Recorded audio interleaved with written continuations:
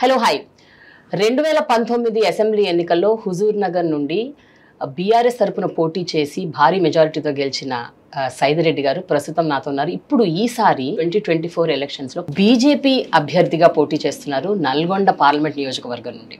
So అసలు ఈ 2018 నుంచి ఈ 2024 వరకు ఈ మధ్య జరిగిన రాజకీయ పరిణామాలు, వారి వ్యక్తిగత జీవితంలో, వారి రాజకీయ జీవితంలో జరిగిన రకరకాల పరిణామాలు ఇప్పుడు ఈ ఎలక్షన్ని ఏ రకంగా ప్రభావితం చేయబోతున్నాయి.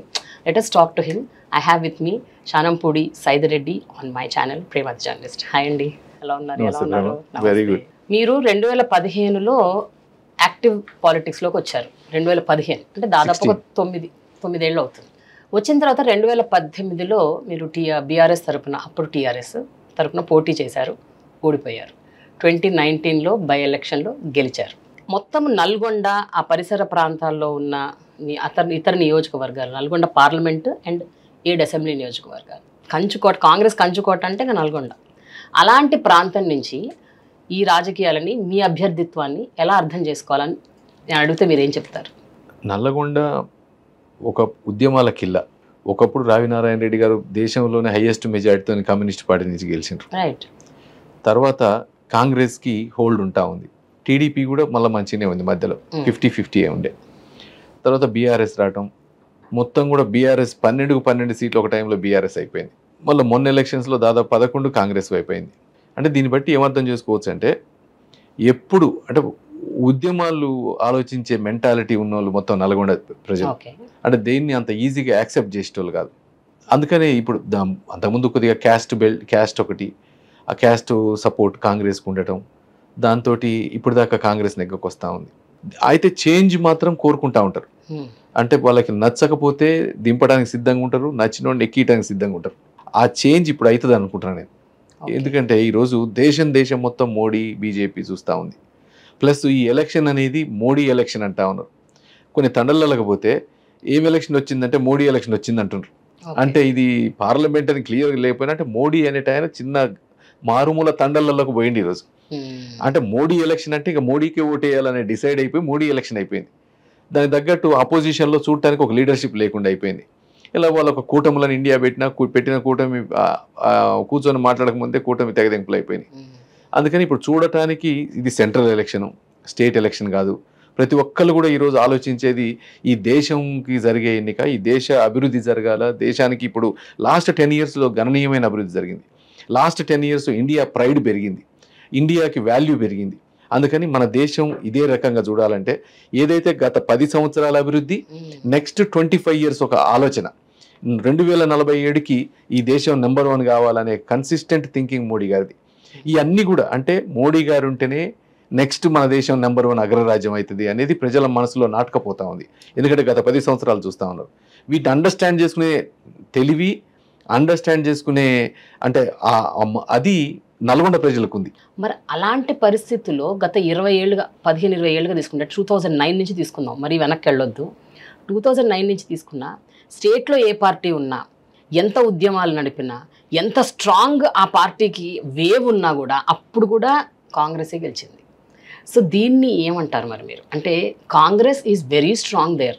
అండ్ మీరు ఇందాక ఇంకో మాట అన్నారు, కుల ప్రాతిపదికన అక్కడ ఓట్లు పడతాయని. అలాంటి పరిస్థితి ఉంటే మరి మీరు ఆపోజిట్ వర్గం వాళ్ళు కూడా ఇద్దరు సేమ్ సామాజిక వర్గం, మరి వారికి ఎందుకు పడ్డాయి, మీకెందుకు పడలేదు? సో ఐ డోంట్ థింక్ కులం ఈజ్ అ ఫ్యాక్టర్ నేను అనుకుంటున్నాను. 2009 అయినా 2014 అయినా అప్పుడు క్లీన్ స్వీప్ ఎవరికి లేదు, 50-50 ఉండే.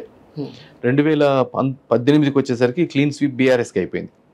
2024 ఇప్పుడు ఈ ఎలక్షన్స్లో అంటే మొన్న జరిగిన 2023లో కాంగ్రెస్కి క్లీన్ స్వీప్ అయింది. ఇప్పుడు ఈ ఎలక్షన్ వచ్చేసరికి ఇది ఎంటైర్లీ డిఫరెంట్ ఎలక్షన్.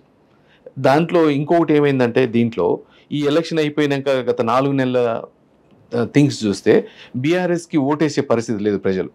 ఎందుకు వేయరు అనుకుంటానంటే, ఒకటి ఫస్ట్ ఇది సెంట్రల్ ఎలక్షన్, దీంట్లో బీఆర్ఎస్కి సేవ్ ఉండదు.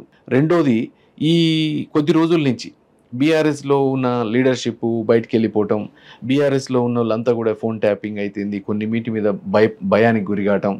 ఇక తర్వాత అందరూ కూడా మొన్ననే ఏమైంది, మొన్న వేసిన ఓట్లు కూడా గవర్నమెంట్ మార్చాలని వేసిన ఓటు, ఇంకా ఆ ఆలోచన నుంచి బయటపడలే, అంటే ఆ వ్యతిరేకత నుంచి ఇంకా బయటికి రాలే ప్రజలు. 4 నెలలే అయింది. అందుకని ఏదైతే బీఆర్ఎస్ ఓటింగ్ ఉందో ఇది టర్న్ అవుతుంది బీజేపీ వైపు, బీజేపీకి టర్న్ అవుతుంది. ఇంకొకటి ఏదైతే యాంటీ కాంగ్రెస్ ఓటు ఉందో యాంటీ కాంగ్రెస్ ఓటు అంతా కూడా ఇప్పుడు బీజేపీకి టర్న్ అయ్యే అవకాశం ఉంది. పోయినసారి యాంటీ గవర్నమెంట్ ఓటు అంతా కూడా అంటే బీజేపీని చేస్తే మళ్ళీ కష్టం అవుతుందేమో అని చెప్పి యాంటీ ఈవెన్ బీజేపీ ఓటు కూడా కాంగ్రెస్ కి టర్న్ అయింది, ఎందుకంటే అసెంబ్లీ కాబట్టి అసెంబ్లీ మ్యాండేట్ వేరే, అందుకని అటు టర్న్ అయింది. దానివల్ల ఎక్కువ మెజారిటీలతో గెలిచే అవకాశం ఏర్పడింది. ఈ రోజు ఎవరైతే ఆ న్యూట్రల్ ఓటర్స్ ఉన్నారో న్యూట్రల్ ఓటర్స్ అందరూ కూడా యూత్, అసలు బిలో 35 years అయితే నాకు తెలిసి నువ్వు అడిగేది లేదు చెప్పేది లేదు, వాళ్ళు వేసేదే కమలానికి వేసేదే మోడీకి, అది దాంట్లో 100% ఫిక్స్ అయిపోయినారు. లేదా ఆ యూత్ ఓటింగ్ ఈరోజు చాలా పెద్ద యూత్ ఓటింగ్ ఉంది, 40-50% ఉంది. ఆ యూత్ ఓటింగ్ కంప్లీట్ ఇవాళ బీజేపీకి టర్న్ అయ్యే అవకాశం ఉంది. అందుకని ఎట్టి పరిస్థితుల్లో రేపు బీజేపీ ఫామ్ చేస్తుంది, బీజేపీ నల్లగొండ కూడా గెలవబోతా ఉంది. మొన్నటిదాకా ఎందుకని తక్కువ పర్సంటేజ్ ఓట్లు వచ్చినాయి కదా, ఇప్పుడు దాకా అసలు మీకు సేనే లేదు, మీరు ఇప్పటిదాకా అంటే డిపాజిట్లే రాలేదు కాన్స్టిట్యున్సీస్లో, అట్లాంటి మీరు ఎట్లా గెలుస్తారు అనే దాంట్లో ఇది ఇప్పుడు ఎట్లుందంటే ఇది స్టేట్ ఎలక్షన్ కాదు, సెంట్రల్ ఎలక్షన్ మొత్తం కూడా మోడీ వైపు చూస్తూ ఉన్నారు, మోడీ గెలిస్తేనే అని చూస్తూ ఉన్నారు. అందుకని కంప్లీట్ ఓటింగ్ రేపు నల్లగొండ మీద కాషాయ జెండా ఎగిరేటట్టు మారబోతా ఉంది. ఏదైతే పార్టీ ఇప్పుడు స్వింగ్లో ఉంది, అధికారంలోకి వస్తుంది, ఏదైతే రాబోతుంది అని ఊహించి మీరు లెక్కలు మీరు వేసుకొని మీరు ఈ పార్టీలోంచి ఆ పార్టీకి, ఆ పార్టీలోంచి ఈ పార్టీకి ఇలా జంప్ చేయడం అన్నది ఎంతవరకు రైట్ అని మీరు అనుకుంటున్నారు? అంటే మీ కాన్షియస్ మీకు చెప్పదా? ఈరోజు నేను పార్టీ మారటానికి నేను పార్టీలు మారింది లేదు. ఒకటి ఫస్ట్ ఆఫ్ ఆల్ 2001 నుంచి నేను తెలంగాణ సపోర్టర్ని, తెలంగాణ రాష్ట్రం కావాలని కోరుకున్నాను. ఎందుకంటే మా ఊరు చిన్న పల్లెటూరు, కృష్ణాకి ఆంధ్రాకి తెలంగాణకి బోర్డరు, కృష్ణానదికి ఒడ్డు, మాది తాగే నీళ్ళు కూడా కృష్ణానది నీళ్ళే. కానీ ఎప్పుడు మా ఊర్లకు నీళ్ళు వచ్చినాయి కావు. నీళ్ళ కష్టాలు చూసిన వాళ్ళం, జనాల కష్టాలు చూసిన వాళ్ళం, పత్తి రైతుల ఆత్మహత్యలప్పుడు నిజంగా ఆత్మహత్యల దాకా పోయిన వాళ్ళు ఊర్లలో మా ఊర్లో కష్టాలు చూసిన వాళ్ళు. ఎందుకంటే మేము వ్యవసాయదారు కుటుంబం, మేము వ్యవసాయం చేసి వచ్చిన వాళ్ళం. అందుకని అప్పటి నుంచి కష్టాలు చూసిపోయిన వాళ్ళం.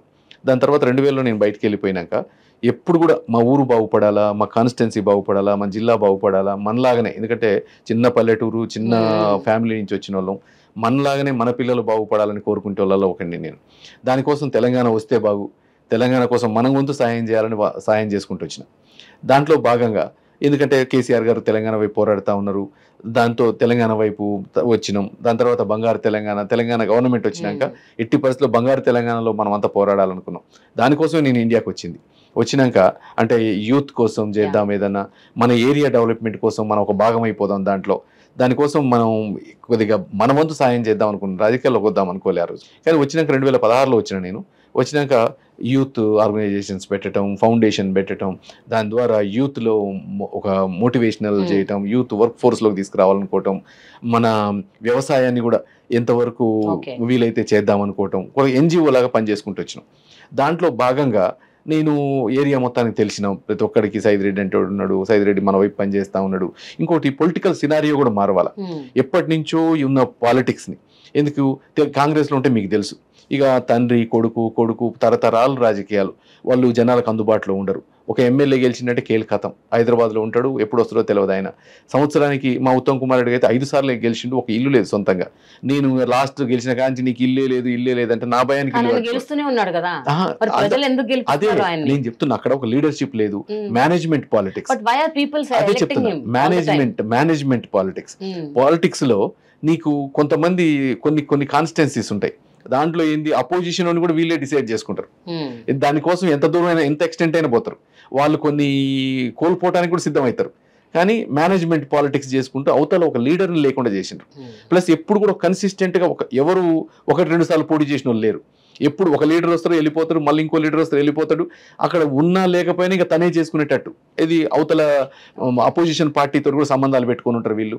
ఆ రకంగా చేసుకుంటూ వచ్చిండ్రు. ఇక దాని తర్వాత ఊర్లలో ఉన్న రాజకీయం కూడా, మండలానికి ఒక సామంతరాజు, ఇక ఆయనతో ఈ రాజులతో రాజకీయం భయపెట్టడం జనాలు చేసుకుంటూ వచ్చిండ్రు. వీటన్నిటిని మారుద్దామని నేను యూత్ని పాలిటిక్స్లోకి తీసుకురావాలనుకున్నా. అందుకని నేను ఆ యూత్ నుంచి కూడా చాలా మంది సయ్యూత్ ఉంటే సయ్యూత్ నుంచి ప్రతి విలేజ్లో 2 వార్డు నెంబర్లు పోటీ చేయాలనుకున్నాం. వార్డు నెంబర్లు పోటీ చేయించినాం, ఎంపీటీసీలు చేసినాం, సర్పంచ్లు చేసినాం, జెడ్పీటీసీలు చేసినాం. ఏది యూత్ నుంచి అంత బిలో 25-30 years వాళ్ళందరినీ కొత్తగా రాజకీయాల్లోకి తీసుకొని వచ్చినాం. అంతకుముందు ఒక సర్పంచ్ లేడు హుజూర్నగర్లో, నేను పోయినాక 141 సర్పంచులకి 105 సర్పంచులు గెలిపించిన, 72 ఎంపీటీసీలకి 55 ఎంపీటీసీలు గెలిపించినాం, 5 ఎంపీపీలు 5 జెడ్పీటీసీలు గెలిపించినాం. అంటే ప్రతి ఒక్కదాని కింద నుంచి బేస్ వేసుకుంటూ వచ్చిన. దాని తర్వాత 2000 ఇవన్నీ గెలిచారు, మీరు మాత్రం ఓడిపోయారు. నేను ఫస్ట్ ఓడిపోయినా, ఎందుకంటే అప్పటికి అందరినీ కూడా మీరే కదా మోటివేట్ చేశారు, మొబిలైజ్ చేశారు. ఆఖరికి కేసీఆర్ గారి మనసులో సుస్థిరమైన స్థానం కూడా సంపాదించారు. అంటే అసలు సైదిరెడ్డి అంటే ఇంకా కేసీఆర్ గారికి, కేటీఆర్ గారికి, వాళ్ళందరికీ మీరంటే అంత అభిమానం, ఇష్టం, ప్రేమ, అంత దాకా వెళ్ళారు. అవును, అంత దాకా వెళ్ళారు కదా. బట్ ఎలక్షన్ ఓడిపోయారు కదా. ఎలక్షన్ ఓడిపోవడం అంటే 2018లో పోటీ చేసినప్పుడు అప్పుడే స్టార్టింగ్ నేను పనిచేస్తా ఉన్నాం, గ్రౌండ్ మంచి ఫిక్స్ చేసినాం, టీఆర్ఎస్కి అప్పుడే బేస్ చేసుకుంటూ వచ్చినాం. అప్పటిదాకా ఇంకా మనకు ఈ లోకల్ క్యాడర్ లేదు, ఇంకా వాళ్ళందరిని ఒక్కొక్కరిని ఎదుర్కొంటూ వచ్చినాం. అప్పుడే 50,000తో గెలుస్తాను, నేను 50,000తో గెలవకపోతే రిజైన్ చేస్తాడు ఉత్తమ్ కుమార్ రెడ్డి. ఆ రోజు ఆయన గెలిచిన మెజారిటీ 7,000 ఓట్లు. 7,000 ఓట్లలో 7,000 కూడా ట్రక్ సింబల్కు పడ్డాయి, ఓ 1,500 ఓట్లు రోడ్ రోలర్కి పడ్డాయి. లేకపోతే ఆ రోజే గెలిచారు, కన్ఫ్యూజ్ అయ్యారు ఆ రోజు, అది గెలిచిండ్రు. తర్వాత 2018 తర్వాత నేనేం చేసినాను, 18కి ఎమ్మటే ఈ వచ్చిన లోకల్ బాడీస్ అన్నిటిని గెలిపించిన. ఈసారి నేను ఓడిపోయినా కానీ, ఎందుకంటే పార్టీని స్థిరంగా ఉంచాలని. అనుకోకుండా బై ఎలక్షన్ వచ్చింది. By election with in span of 6 months by election రావటం. ఈ లోపు నేను ఏ రోజు ఓడిపోయినా అనుకోలే, ఎందుకంటే నన్ను గౌరవించిండ్రు, నాకు 84,000 ఓట్లు వేసిండ్రు జనం. అంటే నేనంటోని ఒక్కడిని వచ్చినా కానీ నన్నంటోని గుర్తుపెట్టిండ్రు. దానికోసం నేను ప్రజల మధ్యలో ఉండాలనుకున్నా, వాళ్ళ కోసం ఉండాలనుకుని తిరగటం మొదలుపెట్టినా. అందుకని ఇమీడియట్గా బై ఎలక్షన్ ఎప్పుడైతే అనౌన్స్ అయినాయో ప్రజలందరూ అనుకుంటారు సైదిరెడ్డి గెలుస్తారు ఈసారి 100% అని.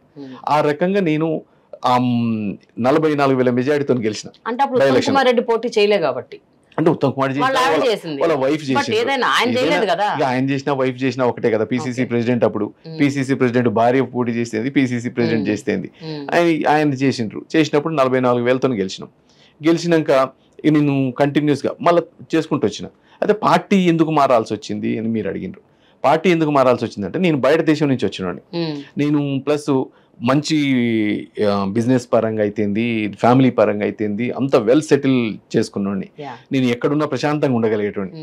కానీ వీడికి వచ్చి ఏదైనా చేద్దాం, మనం పుట్టినందుకు ఈ నెల మీద మన ప్రాంతానికి ఏదైనా చేద్దాం.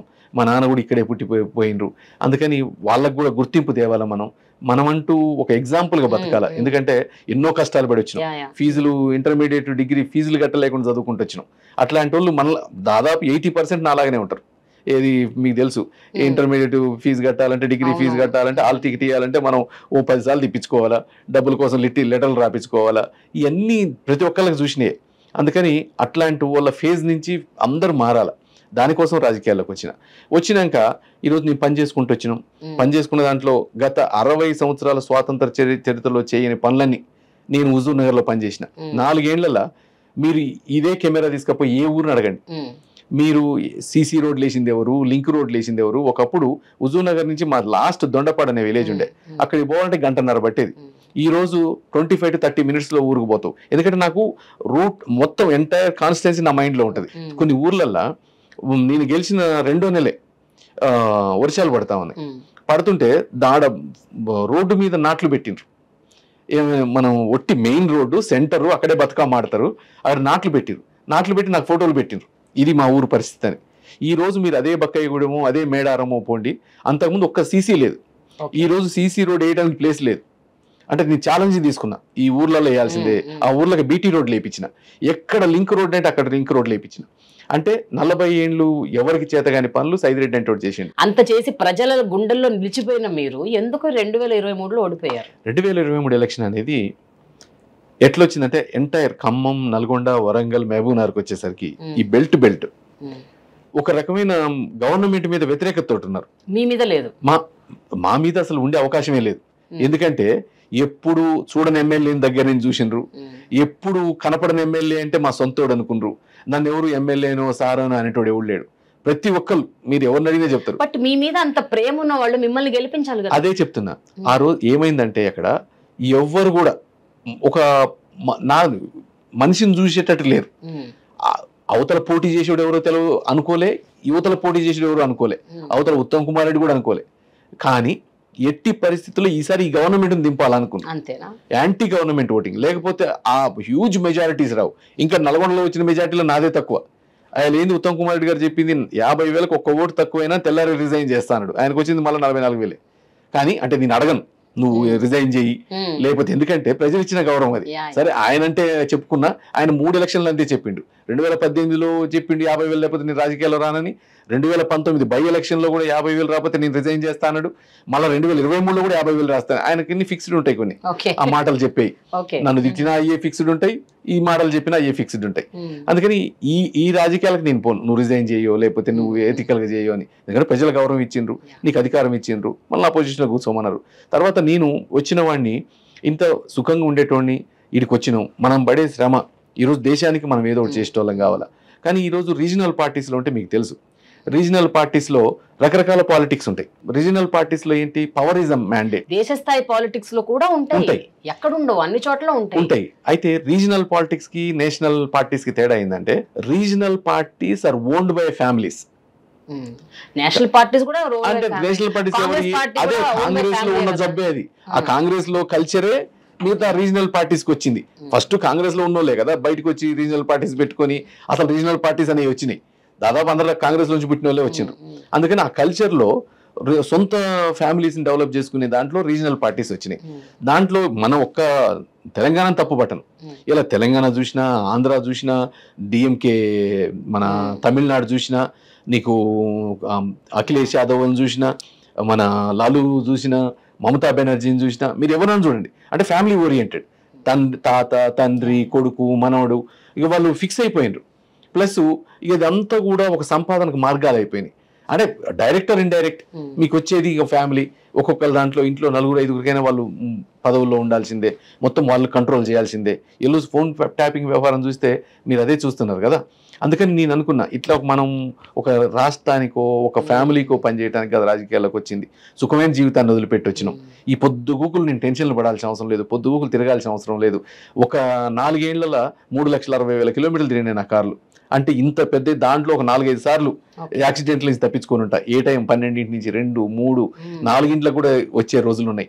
అంటే ఇంత కష్టపడి పనిచేసి మనం చేసేదానికి, మనం అనుకున్నవి చేయడానికి, ఈరోజు యూత్కి చేయాలన్నా కానీ, మన కాన్స్టిట్యున్సీని బాగుపడేట్టు చేయాలన్నా కానీ మనం ఒక మంచి పార్టీలో ఉండాలి. కానీ ఒక విషయం అండి, 2019లో మీరు ఎలక్షన్ గెలిచాక 2023 వరకు మీ కాన్స్టిట్యుయెన్సీలో మీరు తిరుగుతూ ప్రజల సమస్యల గురించి తెలుసుకొని వాళ్ళకి అన్నీ చేశానని చెప్పారు.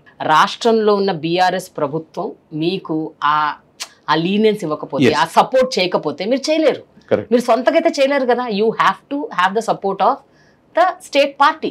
కరెక్ట్. ఇప్పుడు నాలాంటి వాళ్ళు 103 ఎమ్మెల్యేలు, కానీ హుజూర్ నగర్లో డెవలప్మెంట్ మిగతా అక్కడ ఎందుకు జరగలేదు? ఎందుకంటే నీకు చేయాలనే కోరిక ఉండాలి. ఈరోజు చాలా ఉంటాయి, సెంట్రల్ గవర్నమెంట్ రోడ్స్ ఉంటాయి, రోడ్స్ ఉన్నాయి, అవకాశాలంటే ఇమీడియట్గా నేను ముందే అన్ని రెడీ చేయించుంచేది.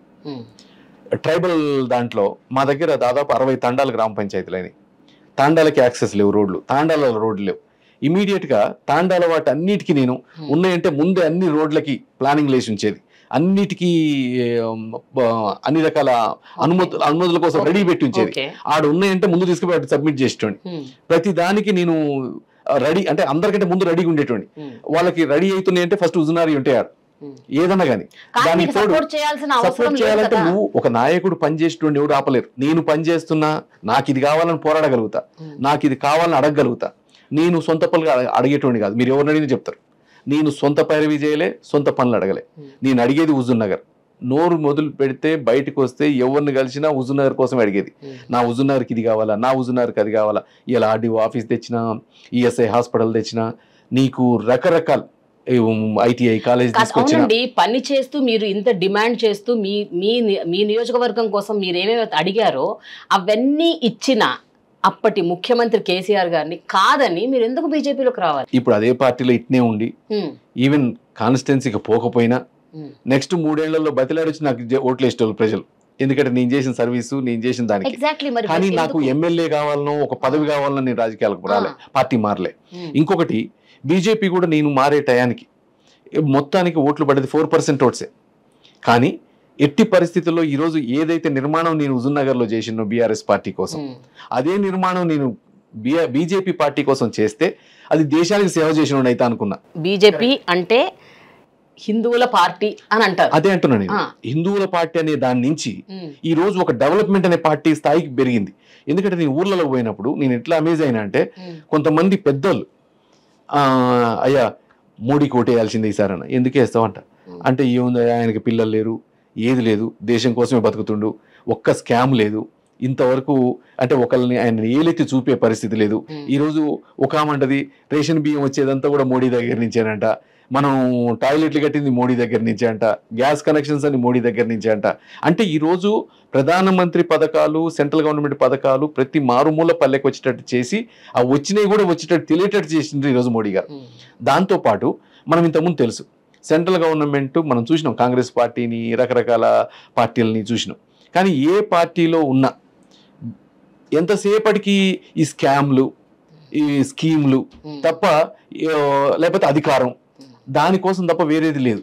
ఈరోజు ఈ 10 ఏళ్లలో మనం ఒక స్థిరమైన రాజ్యాన్ని చూసినాం.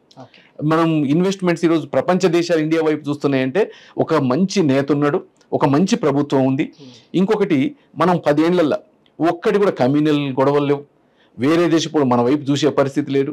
మొన్న ఒక అమ్మాయి అంటుంది, అభినందన్ లాంటి తీసుకుపోయి హెలికాప్టర్లా దింపితే పైలట్ని ఒక్క రోజులో మళ్ళీ మోడీ కాబట్టి తీసుకుని వచ్చి ఇంకొకళ్ళు అయితే తీస్తారా అంటారు. ఇరాక్లో యుద్ధంలో ఉంటే ఎమ్మటే పోయి నైట్ ఫ్లైట్లన్నీ పంపించి తెల్లారెక్కలు ఎత్తించుకొని రాగలండి మన ప్రధానమంత్రి ఎవరైనా చేస్తారా అని అడిగినారు. రష్యాలో ఉక్రెయిన్లో వార్ జరుగుతుంటే స్పెషల్ ఫ్లైట్స్ పెట్టి ప్రధానమంత్రి మోడీ కాకపోతే ఎన్ని సాధ్యమయ్యాయి అంటారు. ఈరోజు ప్రపంచ నాయకులు ఈరోజు మోడీ కోసం వెయిట్ చేస్తారా, వెయిట్ చేయటరా అంటుండ్రు. ఇవన్నీ చూసినాక నేను ఇన్స్పైర్ అయినా, నేను గెలుస్తానా లేకపోతే నేను ఎంపీ అయితేనా, నేను ఎంపీ గెలుస్తానా అని పోలే. నేను ఎంపీ గెలుస్తా లేకపోతే నాకు అధికారం కావాలంటే కాంగ్రెస్ లోకి పోయిట్టు అందరు పోతున్నట్టు. సైదిరెడ్డి గారు, ఇప్పుడు ఆనాడు మీరు కేసీఆర్ గారి నాయకత్వం చూసి ఇన్స్పైర్ అయ్యి తెలంగాణ ఉద్యమం కోసం పోరాడి తెలంగాణ రాష్ట్ర సాధనలో మీరు కూడా కీలక పాత్ర వహించారు. ఓకే, ఒప్పుకుంటాను. రాష్ట్రం ఏర్పడ్డాక 2014, 2019 బీఆర్ఎస్ నాయకత్వంలో ఎలాంటి అభివృద్ధి జరగలేదా? Good point. మరి జరగనప్పుడు మీరు ఇన్నేళ్ళు ఎందుకున్నారు? అప్పుడే వదిలేయాల్సింది కదా పార్టీ. నేను అంటే ఇప్పుడు టిఆర్ఎస్ పార్టీ వచ్చినాక అభివృద్ధి జరగలేదు అన్నది ఎవరు అనరు. అభివృద్ధి జరిగింది, కానీ అది కేంద్ర ప్రభుత్వం పాత్ర ఉందా, రాష్ట్ర ప్రభుత్వం పాత్ర ఉంది. కానీ కొన్ని కీలకమైన స్కీములు, కొన్ని కీలకమైన పాలసీలు ఏవైతే ఉన్నాయో అవి రాష్ట్ర ప్రభుత్వం తీసుకొచ్చినవి. లైక్ రైతు బంధు అవ్వచ్చు, లేకపోతే even mission Bhagiratha, mission Kakatiya, ఇవన్నీ ఏవైతే తీసుకొచ్చారో అవన్నీ స్టేట్ పాలసీస్. అదే అభివృద్ధిలో తెలంగాణ మంచిగా అభివృద్ధి జరిగింది, దాంట్లో అనుమానం లేదు. కానీ అభివృద్ధితో పాటు ఫ్యామిలీస్ కూడా అభివృద్ధి చెందినాయి ఒకటి. రెండోది, ఇప్పుడు తెలంగాణ అనేది ఎప్పుడు కూడా బానిసత్వాన్ని ఒప్పుకోదు. బానిసత్వాన్ని ఫీల్ అయ్యారా? నేను కాదు, ప్రతి ఒక్కరు ఫీల్ అయ్యారా? మీ నియోజకవర్గానికి సంబంధించి, మీ నాయకత్వానికి సంబంధించి మీరు ఎప్పుడన్నా అలా ఫీల్ అయ్యారా? నేను ఒక్కడే కాదు, తెలంగాణ రాష్ట్రం ఫీల్ కాబట్టి మొన్న ఎన్నికలు జరిగినాయి ఇట్లా. ఎందుకంటే ఈ బానిసత్వాన్ని ఒప్పుకోదు, ఒకళ్ళ కమాండ్. అసలు మనం ఎందుకు తెలంగాణ కావాలనుకున్నాం? ఆత్మగౌరవం. కరెక్ట్. ఆ ఆత్మగౌరవం, మనం ఒకళ్ళ కింద అంటే బానిసలాగా పనిచేయొద్దు, మన గౌరవం మనకు ఉండాలా, మన నిధులు మనకు ఉండాలా, మన నీళ్లు మనకు ఉండాలని పోరాడినాం. దాంట్లో తగ్గట్టు కొన్ని ప్రాజెక్ట్స్ వచ్చినాయి, నీళ్ళు వచ్చినాయి, దీంట్లో వచ్చినాయి. కానీ కొన్నిట్లలో సరే ఇప్పుడు నేను పార్టీ మారినా కాబట్టి విమర్శలు చేయడం నాకు ఇష్టం లేదు, విమర్శలు చేయ. కానీ నేను ఎట్టి పరిస్థితుల్లో ఒక ఫ్రీ బర్డ్గా పనిచేయాలనుకుంటా. నేను పనిచేసేది ప్రజలకు ఉపయోగపడాలనుకుంటా. దానికోసం సో అక్కడ బీఆర్ఎస్ ప్రభుత్వం మీకు ఆ స్వతంత్రం లేదంటారు. నాకనే ప్రభుత్వం ఉన్నప్పుడు మీరు ఏదైతే చేయాలనుకుంటున్నారో ప్రజలకి అది మీరు చేయలేకపోయారు. నాకు కాదు, ఎవరికి స్వాతంత్రం లేదు. పార్టీలో ఉన్న ఏ ఎమ్మెల్యేకి స్వాతంత్రం లేదు, ఏ మంత్రికి స్వాతంత్రం ఉండదు. మన హుజూర్ నగర్ కానీ మన ఏరియాకి కానీ ఏం కావాలా, ఎందుకు ల్యాక్ అవుతున్నాం, ఎందుకు మనం బ్యాక్ అవుతున్నాం, దీన్ని మనం సరిచేయాలంటే ఏం చేయాలనేది బ్రాడర్ విజన్ ఉంది నాకు. దానికోసం ఎందుకంటే నేను ప్రతి డెవలప్మెంట్ కార్యక్రమాల్లో పాల్గొనేది. కొన్ని అంటే యుఎన్లో ఉన్నప్పుడు చాలా పూరెస్ట్ కంట్రీస్ కరీబియన్లో తిరిగేది నేను. 21 ఐలాండ్స్కి ఇన్ఛార్జ్గా ఉన్నా నేను. వాటన్నిటిలో చూసినప్పుడు అందుకోసమే నేను యూత్ వీటి మీద చేద్దాం అనుకున్నా ఫస్ట్. అవన్నీ కూడా మోటివేట్ చేసి నేను దానికోసం వచ్చిన వీడికి. ఈ వచ్చింది మనం ఎన్నుకునేది ఇప్పుడు అధికారంలో ఉన్నమా, ఇప్పటికిప్పుడు వచ్చి వస్తామా, ఇదంతా కాదు. రేపు ఎట్టి పరిస్థితుల్లో మోడీ గారి సారథ్యంలో మనలాంటి వాళ్ళందరూ కూడా తోడైతే, ఎస్పెషల్లీ ఎన్ఆర్ఐస్ మీరు చూడండి, మొత్తం కూడా మోడీ గారికి సపోర్ట్ ఉంటారు. ఎందుకంటే వాళ్ళు ఫీల్ అవుతున్నారు ఇండియాకి, ఇండియన్కి ఇంత గౌరవాన్ని కలిగించిన ఉన్నలు ఎవరైనా ఉన్నారంటే నరేంద్ర మోడీ గారు, బీజేపీ ప్రభుత్వం అనేది ఫీల్ అవుతా ఉన్నారు. అందుకని బయట చూసి వచ్చినాం. మనం సపోర్ట్ చేస్తే మన ఏరియాని డెవలప్ చేసుకోవచ్చు. ఇంకొకటి ఎన్ఆర్ఐస్ అందరికి కూడా ఒక యాక్సెస్గా ఉంటాం మనం ఇక్కడ, ఎందుకంటే ఒక రోల్ మోడల్గా ఉంటాం. దానికోసం నేను ఎట్టి పరిస్థితుల్లో బీజేపీలో చేరాల్సిందే. బీజేపీలో చేరంగానే వాళ్ళు ఏమనుకున్నారంటే నువ్వు అందరికి తెలిసినోడివి, నువ్వు ఇలాంటి వాడు వస్తే ఏమంటే నీకు అది అభ్యర్థిత్వం ఖరారు చేస్తాం, నువ్వు వచ్చేసే అని చెప్పి అంటాం. నేను ఇమీడియట్గా ఎట్టి పరిస్థితుల్లో మనం పోరాడదాం, బిల్డ్ చేయడం మనకు తెలుసు పార్టీని, దానికోసం నేను ఎమ్మడే బీజేపీలో జాయిన్ కావడం జరిగింది. సార్ 2023 ఎన్నికల్లో మీరు ఓడిపోయాక మీరు చాలా కొంచెం డిప్రెస్ అయ్యారని విన్నాను, చాలా డౌన్ అయిపోయారు, చాలా బాధపడ్డారు, అయ్యో ఎందుకు ఇలా జరిగింది అని. ఇప్పుడు బీజేపీలోకి వెళ్ళాలని మీకు మీరుగా అనుకున్నారా, లేకపోతే మీకు అక్కడి నుంచి ఏమైనా పిలుపు వచ్చిందా? నేను ఓటమి గెలుపు రెండు సమానంగా చూస్తాను. ఓకే. ఎందుకంటే నేను ఒక అధికారం కావాలా, లేకపోతే నేను ఎమ్మెల్యే కావాలా, నేను మంత్రి కావాలా అని నేను ఎప్పుడు అనుకోను. ప్లస్ నేను అధికారాన్ని ఎంజాయ్ చేసే తత్వం కూడా నాకు లేదు, ఎందుకంటే నేను పనిచేసేటోండి అంతే. నేను ఐఎమ్ అ వర్కర్. నేను ప్రతి ఒక్కడికి అందుబాటులో ఉంటాను. మీరు ఈ ఎవరిని అడిగిన హుజూర్నగర్లో, ఇంక్లూడింగ్ కాంగ్రెస్ పీపుల్, సైదిరెడ్డి అంటోడు మీకు ఎట్లా యాక్సెస్ ఉంటాడా? అర్ధరాత్రి 12కి 1 గంటకి 2ంటికి ఫోన్ చేసినా ఎత్తుతాడా? మీరు హాస్పిటల్లో పోవాలంటే చేర్పిస్తాడా? మీకు ఏ అందుబాటులో ఉండాలంటే వస్తాడా రాడా? మీరు ఎవరిని కనుక్కున్నా దాంట్లో ఒక్కడు యాక్సెసిబుల్ లేడంటే రాజకీయాల్లో ఉంటుంది. అంటే నేను ఎందుకంటే అంత పని చేయడానికి వచ్చినవాడిని. ప్లస్ ప్రజలకు కూడా తెలుసు, నాకు నెలకు 1-2 అన్న ఫోన్స్ పందాలు పెట్టుకొని చేసేటోళ్ళు ఉంటారు, అర్ధరాత్రి సైదిరెడ్డి ఫోన్ ఎత్తుతాడా అని. అందుకని నేను డిప్రెస్గా అయ్యే అవకాశమే లేదు. ఎందుకంటే నాకు జనమే బలం, చిన్నప్పటి నుంచి ప్రజల మధ్యలో ఉంటాం, నాకు ఇష్టం, ప్రజల ప్రాబ్లమ్స్ సాల్వ్ చేస్తే కాన్ఫిడెన్స్ ఉంది. ఎప్పటికైనా ఇప్పుడు ఓడిపోయినా ఎప్పటికైనా అంటే నేను పోటీ చేసింది ఎమ్మెల్యే కావటానికో, పోటీ చేసింది ఎంపీ కావటానికో అని కాదు కదా, జనాల మధ్యలో ఉండాలి, వాళ్ళ సమస్యలకు నేను దగ్గరగా ఉండాలి. అందుకని ఓడిపోతాం గెలుస్తాం, జనాలు ఇద్దరికి గెలవరు కదా. పోటీ చేసినప్పుడు 10 మంది పోటీ చేస్తారు, ఒకడే గెలుస్తాడు. ఒక్కడి గెలిచినప్పుడు ఓడిపోయినా కూడా ప్రజల మధ్య ఉండాలి, ప్రజలకు సేవ చేయాలి అనుకుంటాం. కాకపోతే 1-2 రోజులు మేబీ కొద్దిగా బాధ అనిపించవచ్చు, నేను ఇంత పని చేసినా కదా, ఎందుకని నన్ను గుర్తించలేదు. కాకపోతే అది నా మీద కోపం కాదు, ఇక నీకు కోపాలన్నీ దీని మించి వెళ్ళిపోయినాయి అనుకున్నాం. దాంతోపాటు మళ్ళీ యథావిధిగా మళ్ళీ ఎమ్మటే నేను ఓడిపోయిన 3వ రోజే పోయినా, మళ్ళీ మీటింగ్ పెట్టిన అందరికీ దట్స్ ఓకే, మనం రాజకీయాలు ఓడటం గెలవడం సాధ్యం. కొంతమంది మళ్ళీ వెళ్ళిపోతాడు, బయటికి వెళ్ళిపోతాడు, వేరే దేశం వెళ్ళిపోతాడు అంటే లేదు లేదు ఇక్కడే ఉంటా, మీ మధ్యనే ఉంటా అనుకున్నాం. ఈలోపు బీజేపీ నుంచి పిలుపు రావటం, నేను కూడా నాకు ఫస్ట్ నుంచి కూడా కొద్దిగా ఇష్టం ఉండటం, దాంతో నేను కూడా ఓకే అని చెప్పటం ఇమీడియట్గా. ఇదంతా ఇట్స్ నాట్ ప్లాన్డ్, అన్ప్లాన్. మళ్ళీ నేను ఇంకా మా కాన్స్టిట్యున్సీ ప్రజలతో కూడా మీటింగ్ పెట్టుకోలే, చెప్పలే వాళ్ళకి నీ పార్టీలు మారుతున్నా అని కూడా. ప్రజలంటే కొంతమంది అన్న వెళ్తే బాగు, నీలాంటి వాడు దాంట్లో ఉంటే ఇంకెక్కువ పని చేస్తారని కొంతమంది అన్నారు. కొంతమందికి ఏమో పాపం అంటే ఊర్లలో ఇమీడియట్గా పార్టీ మారాలా, ఊర్లలో ఇష్యూస్ వేరే ఉంటాయి, అందుకని కొంతమందికి ఏమో బాధ ఉంది. నేను చెప్పలేదనే బాధ కొద్ది మందికి ఉంది, ఎందుకంటే నేను అనేటువంటి ఒక లీడర్ కంటే కూడా వాళ్ళ సొంత ఫ్యామిలీ మెంబర్కి ఎక్కువ అనుకుంటారు. అందరు కూడా ప్రతి ఒక్కరు నాతో మాట్లాడాలనుకుంటాడు, ప్రతి ఒక్కడికి నేను చెప్పాలనుకుంటాడు, ఎందుకంటే మా సొంతోడు సైదాన్ అంటే మా సొంతోడు, వాళ్ళ ఇంట్లో ఫ్యామిలీ మెంబర్ ఎంతో మా ఫ్యామిలీ ఎంత. నాకు నేను ఒకతను బాలరాజు అని ఒకతను ఫోన్ చేసి అన్న నువ్వు రేపు మీటింగ్ ఉందంట కదా అన్న. ఉందన్న అంటే ఆ మీటింగ్కి నేను వస్తున్నానా, ఏ పార్టీ నాకు సంబంధం లేదన్నా, ఎందుకంటే నాకు పిల్లలు ఎంత ప్రేమిస్తారో నిన్ను కూడా అంతే ప్రేమిస్తాను అన్నాడు. అంటే ఇంకా అంతకంటే జీవితానికి ఏం కావాలా? ప్రజలు ఇంతగా మిమ్మల్ని ప్రేమిస్తుంటే మీరు ఇలా పార్టీ మారితే వాళ్ళ హర్ట్ అవ్వరండి? అదే చెప్తున్నా నేను. బాధపడటం అంటే ఒకటి, నా గురించి తెలిసినోడు సైదిరెడ్డి సరైన నిర్ణయం తీసుకుంటాడు అనుకుంటారు. లీడర్ అనేటోడు మనం డిసిజన్ కరెక్టా కాదా, మనం చేసే పని కరెక్టా కాదా అంటే మిగతా వాళ్ళు ఫాలో అవుతారు. ఎందుకంటే నువ్వు నిర్ణయాలు కరెక్ట్ తీసుకొని నువ్వు చేయలేకపోతే నువ్వు లీడర్ ఎట్ అవుతావు, వాళ్ళు చెప్పినప్పుడు నువ్వు వింటే అది కరెక్టా కాదా అని నీకు తెలియదు కదా. అందుకని ఇప్పుడు నువ్వు యు ఆర్ ద లీడర్ అంటే ఆ లీడర్షిప్ క్వాలిటీసే అది. అందుకని ఇప్పుడు పార్టీ మారటం అనేది కంటే కూడా నేను సేవ చేయడానికి పెద్ద అవకాశం దొరుకుద్ది అనుకున్నాను. బట్ బీజేపీకి యాజ్ సచ్ ఎంతవరకు నిజంగా ఇక్కడ స్టాండ్స్ ఉంది? ఇక్కడ అంటే whether it is Telangana in general, Nalgonda in particular. గత ఎన్నికలు తీసుకున్నా కూడా బీజేపీకి ఎప్పుడు గొప్పగా సీట్లు వచ్చిన చరిత్ర లేదు. వచ్చినా కూడా 2, 3 వస్తాయి, అప్పుడు ఒక్కొక్కసారి అసలు ఏమీ రాలేదు. మొన్న ఈ మధ్య ఒక 2, 3 వచ్చాయి, బట్ నాట్ మెనీ. ఇప్పుడున్న 17 నియోజకవర్గాల్లో ఎన్ని నియోజకవర్గాల్లో నిజంగా గెలిచే అవకాశాలు ఉన్నాయని మీరు అనుకుంటున్నారు? ఇప్పుడు ఏదంటే ఏదైనా కానీ ఒక పార్టీ స్టార్ట్ అయినప్పుడు వచ్చినప్పుడు 1-2తోనే స్టార్ట్ అవుతుంది. కేంద్రంలో బీజేపీ అదే చెప్తున్నాను, ఒకప్పుడు కేంద్రంలో 2 సీట్లు ఉండేవి బీజేపీకి 545లో, 2. అది ఒకటి తెలంగాణలో ఉంది, ఇంకోటి గుజరాత్లో ఉంది. 2 సీట్లు 70 అయినాయి. 70 270 అయినాయి, తర్వాత 303 అయినాయి. అంటే ఈ అంటే ఇది ఎంత పెద్దగా పెరుగుతుందంటే ఇది దానికి ఎందుకు వాళ్ళు తీసుకున్న అంశాలు కానీ వాళ్ళు చేస్తున్న పనులు కానీ వీటిలలో అది తెలంగాణకు రావడానికి కొద్దిగా లేట్ కావచ్చు. కానీ ఇప్పుడు పోయినసారి ఒకటే సీట్ ఉంది, అది పోయి బై ఎలక్షన్లో చివరికి 3 అయినాయి. ఇప్పుడు 8 గెలిచింది, 18 ఈట్లలో సెకండ్ వచ్చింది. మళ్ళీ ఇప్పుడు వచ్చేసరికి పోయినసారి ఒకటే సీట్ వచ్చింది, పార్లమెంట్కి వచ్చేసరికి 3 పార్లమెంట్లు గెలిచింది, ఇంకో 4 పార్లమెంట్లు గెలిచింది, మళ్ళీ ఇంకొక 2-3 ఈట్లలో సెకండ్ వచ్చింది. అంటే ఒకేసారి ఒక్కటే అసెంబ్లీ గెలిచిన సీటు 4 పార్లమెంట్లు గెలవడం అంటే ఎంత ఎట్లా గెలిచినట్టు. అందుకని ఇప్పుడు పరిస్థితి కూడా అదే ఉంది.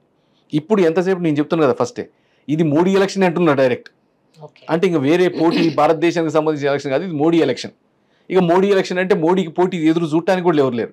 రాహుల్ గాంధీని మోడీకి చూస్తారా పోటీకి ఏమన్నా? ఇప్పుడు వాళ్ళు ప్రొజెక్ట్ చేసేది రాహుల్ గాంధీ అంటే ఆయన మోడీకి ఆపోజిట్ నిలబడే పరిస్థితి కాదు. ప్లస్ ఇప్పుడు ప్రజలకు క్లియర్గా తెలుసు ఈ ఎలక్షన్ అనేది సెంట్రల్ ఎలక్షన్. దాంతోపాటు బీఆర్ఎస్ రోజు రోజుకి డిక్లైన్ అవుతా ఉంది. ఆ ఓటింగ్ అంతా కూడా బీజేపీకి యాడ్ అయ్యే అవకాశాలు ఎక్కువ ఉంది. యాంటీ కాంగ్రెస్ ఓటింగ్ కానీ ప్రో బీఆర్ఎస్ ఓటింగ్ కానీ అంతా కూడా బీజేపీకి యాడ్ అయ్యే అవకాశాలు ఉన్నాయి. వీటిని ఇంకొకటి కూడా మీరు చూడండి, ఏ స్టేట్లో పెట్టినా ఒక్కసారి బీజేపీ అధికారంలోకి వస్తే మళ్ళీ బీజేపీ అధికారంలోకి పోవటం అనేది చాలా టఫ్. ఎందుకంటే ఆ పార్టీ సిద్ధాంతాలు గల పార్టీ, ఆ పార్టీకి ఉన్న కార్యకర్తలు అంత బలమైన కార్యకర్తలు ఉంటారు, ఆ పార్టీకి ఉన్న సిస్టమ్ అంత బలమైన సిస్టమ్ ఉంది. అందుకని ఒక్కసారి వచ్చింది అంటే మళ్ళీ భారతీయ జనతా పార్టీ బయటికి పోవడం అనేది అంత ఈజీ కాదు. ఇప్పుడు ఆ వచ్చే ఫేజ్లో ఉంది. ఆ ఫేజ్లో తెలంగాణలో రేపు 100%, ఇవాళ మీరు 17 సీట్లు ఉన్నాయి తెలంగాణలో, 17 పార్లమెంట్ సీట్లు ఉన్నాయి. 17 ఈట్లలో మీరు ఏ సర్వే తీయండి, ఎవరినన్నా అడగండి, ఇంక్లూడింగ్ హైదరాబాద్లో ఎంఐఎం వర్సెస్ బీజేపీ, మిగతా ఏ కాన్స్టిట్యున్సీలో అయినా 2-3 ఈట్లలో బీజేపీ వర్సెస్ బీఆర్ఎస్, మిగతా అన్నిట్లలో బీజేపీ వర్సెస్ కాంగ్రెస్. వాళ్ళు ఎక్కడెక్కడ తగ్గిర్రు కానీ బీజేపీ అనేది 17 పోటీలో ఉంది. అది నన్నే కాదు, ఏ చిన్నపిల్లగాని అడిగినా చెప్తారు. అంటే ఈరోజు 17 సీట్లలో పోటీ పడే స్థాయికి వచ్చిందంటే తగ్గుతున్నట్టే. బట్ ఈ 17లో ఎడ్జ్ ఎన్ని సీట్లకు ఉన్నాయి అన్నది క్వశ్చన్. ఇవాళ 12 నుంచి 14 గెలిస్తే అంటా ఉన్నారు. ఎందుకంటే ఆ ఇది వేవ్ కాదు. సో ఇప్పుడు ఆ 17 నియోజకవర్గాల్లో ఎవరు పోటీ చేసినా గెలుస్తారంటారు. ఎవరంటే నీకు ఇచ్చిన సీట్లన్నీ కూడా చాలా ఆలోచించి ఇచ్చిర్రు. ఈసారి కొత్త వాళ్ళని తీసుకొచ్చిండ్రు, జనాల ఆదరణ ఉన్న వాళ్ళని తీసుకొచ్చిండ్రు, పాత గెలిచిన వాళ్ళని తీసుకొచ్చిండ్రు. చాలా సిస్టమేటిక్గా అన్ని పార్టీల సీట్లు ఇవ్వక ముందే బీజేపీలో సీట్లు ఇచ్చేసిండ్రు. కరెక్ట్. కానీ బీజేపీలో కూడా స్ట్రాంగ్ లీడర్స్, స్ట్రాంగ్ లీడర్షిప్ ఇక్కడ ఉద్భవిస్తూ ఉన్నారు గత కొంతకాలంగా. బండి సంజయ్ లాంటి వాళ్ళు, అంటే చాలా మంది బీజేపీ కేడర్, బీజేపీకి నాయకులు, బీజేపీ గ్రౌండ్ లెవెల్ నుంచి ఎదుగుతూ వస్తున్నారు. మరి వీళ్ళందరూ మీకు వ్యతిరేకంగా లేరా? మీకు సపోర్టివ్గా ఉన్నారా? మీ నాయకత్వాన్ని వాళ్ళు యాక్సెప్ట్ చేస్తున్నారా? బికాజ్ గతంలో మీకు బండి సంజయ్ గారి మధ్య చాలా వివాదాలు జరిగాయి. సో ఇవన్నిటిని మీరు ఎట్లా హ్యాండిల్ చేస్తారు ఈసారి ఎన్నికల్లో? అంటే ఒకటి బీజేపీలో నచ్చిన అంశం, ఇలా నేననే కాదు ఎవరిని అడిగినా బీజేపీ గురించి చెప్తారు. బీజేపీ సిద్ధాంతాలు, బీజేపీలో పనిచేసే ప్రతి కార్యకర్త, ప్రతి నాయకుడు ఫస్ట్ పార్టీ అంటాడు, సెకండ్ మనం అంటాం. అంటే పార్టీని ముందు పెట్టి, ఇంక్లూడింగ్ మోడీ గారి దగ్గర నుంచి చిన్న బూత్ స్థాయి కార్యకర్త వరకు పార్టీకి ప్రాణం ఇచ్చేటోళ్ళు ఉన్నారు. ఒక్కొక్క బీజేపీ కార్యకర్త ఒక 100 మందికి ఈక్వల్ ఉంటారు. ఎందుకంటే ఆ సిద్ధాంతంలో పుట్టినోళ్ళు, ఆ సిద్ధాంతంలో పెరిగినోళ్ళు, దాంతోపాటు చిన్నప్పటి నుంచి ఏబీవీపీ లాంటి ఆర్గనైజేషన్లో పనిచేసిన వాళ్ళు, నాయకత్వాన్ని ఎదిగిన వాళ్ళు ఉన్నారు. వాళ్ళందరూ కూడా ఇమీడియట్గా వాళ్ళు చూసేది ఆప్షన్ ఒకటే, రేపు మనం అధికారంలోకి రావాలి. మనం అధికారంలోకి రావాలంటే మనం అందరం కలిసి పనిచేయాలి. ఎవరైనా కానీ ఎవరికి సీట్లు అడగటం మామూలే సీట్, ఎందుకంటే ఇప్పుడు ఇంకా బీజేపీ గెలిచేసుకోవాలి. చాలా ప్రతిష్టాత్మకమైన సీట్ అండి నల్గొండ పార్లమెంట్ అంటే, చాలా ప్రతిష్టాత్మకమైన నియోజకవర్గం ఎవరికైనా సరే. అండ్ బీజేపీలో అక్కడి నుంచి కూడా చాలా పెద్ద ఇందా మీరు చెప్పినట్టు పెద్ద నాయకులు ఉన్నారు. వాళ్ళందరినీ పక్కన పెట్టి మీకు ఇస్తే మీ నాయకత్వాన్ని వాళ్ళు కూడా అప్రూవ్ చేసి యాక్సెప్ట్ చేసి మిమ్మల్ని గెలిపించాలి. అక్కడ అందరు పనిచేయాలి. మొత్తం 7 అసెంబ్లీ నియోజకవర్గాల్లో మీ ఉనికి ఉండాలి, ఉండేలా చూసుకోవాలి.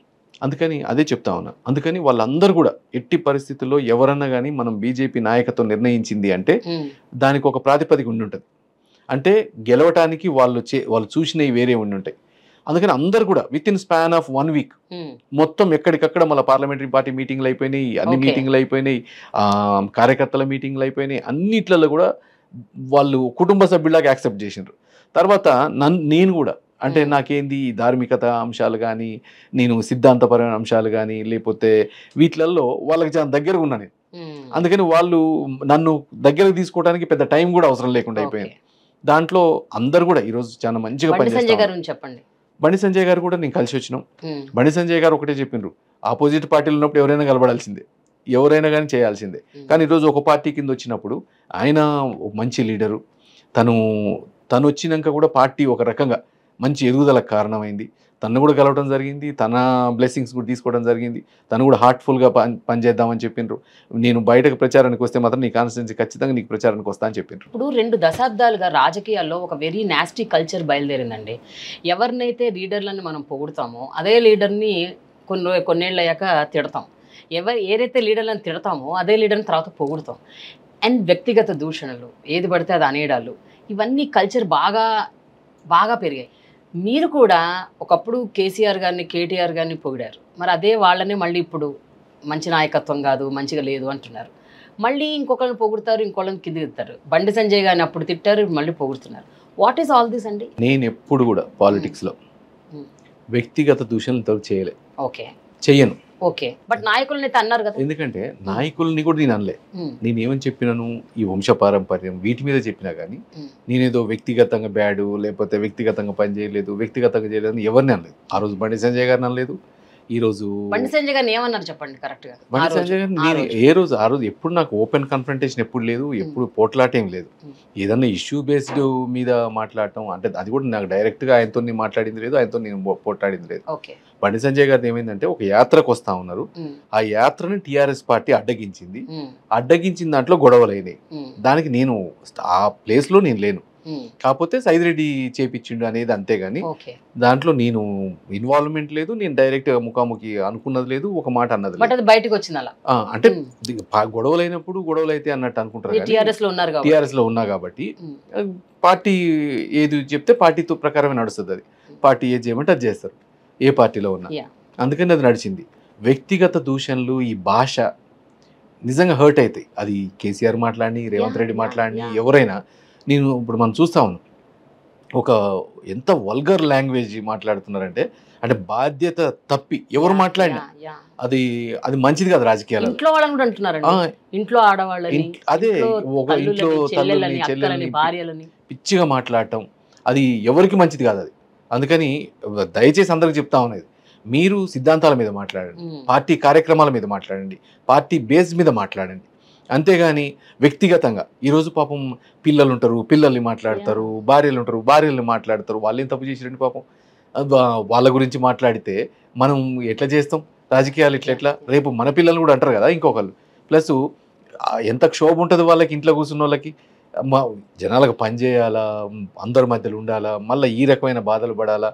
అందుకని నేను ఎప్పుడైతే ఇంతవరకు మీరు ఎప్పుడన్నా నా రికార్డ్స్ అని చూడండి, ఎవరిని కూడా ఒక్కసారి నేను వ్యక్తిగతంగా తిట్టను, వ్యక్తిగతంగా కోప్పడ్డది కూడా లేదు.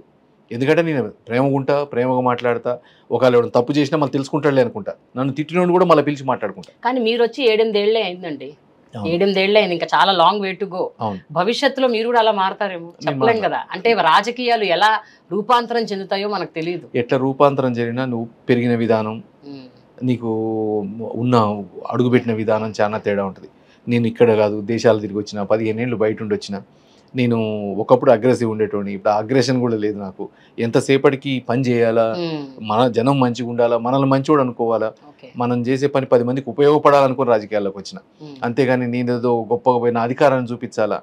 నేను అందుకే నన్ను ఎవడు కూడా చెప్తా ఉన్నా, నన్ను ఎవడు ఎమ్మెల్యే అనుకోడు, నన్ను ఎవరు ఎమ్మెల్యే లాగా ఫీల్ గారు, ఇంక్లూడింగ్ రూరల్ ఉమెన్. చదువుకోని లేడీ కూడా ఎమ్మెల్యే ఆఫీస్లో మాకు పని అవుతుంది అనేది డైరెక్ట్ వితౌట్ లీడర్ డైరెక్ట్ వచ్చేస్తారు.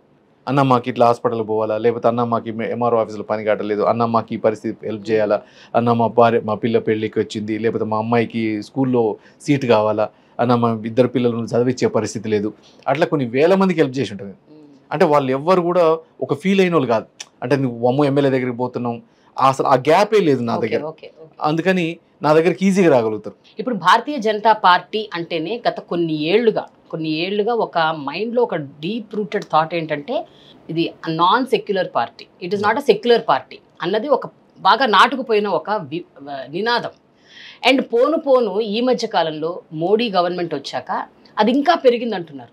అంటే ఎస్పెషలీ అయోధ్య, రామాలయం అండ్ దెన్ హిందుత్వం మీద ఎక్కువ ప్రాపగేషన్ ఇవన్నీ జరగటం వల్ల సెక్యులరిజంకి ఇది పెద్ద దెబ్బ తీసే పార్టీ అంటున్నారు. ఇలాంటి పార్టీని గెలిపించొద్దు అని ప్రతి ఇతర పార్టీల వాళ్ళందరూ, కాంగ్రెస్ అయితేనేమి, బీఆర్ఎస్ అయితేనేమి, ఎంఐఎం అయితేనేమి, any party you take, even దేశవ్యాప్తంగా ఉన్న రకరకాల పార్టీలు కూడా అందరూ చెప్పేది ఇదే, నొక్కి ఒక్కడి నుంచి చెప్తున్నారు.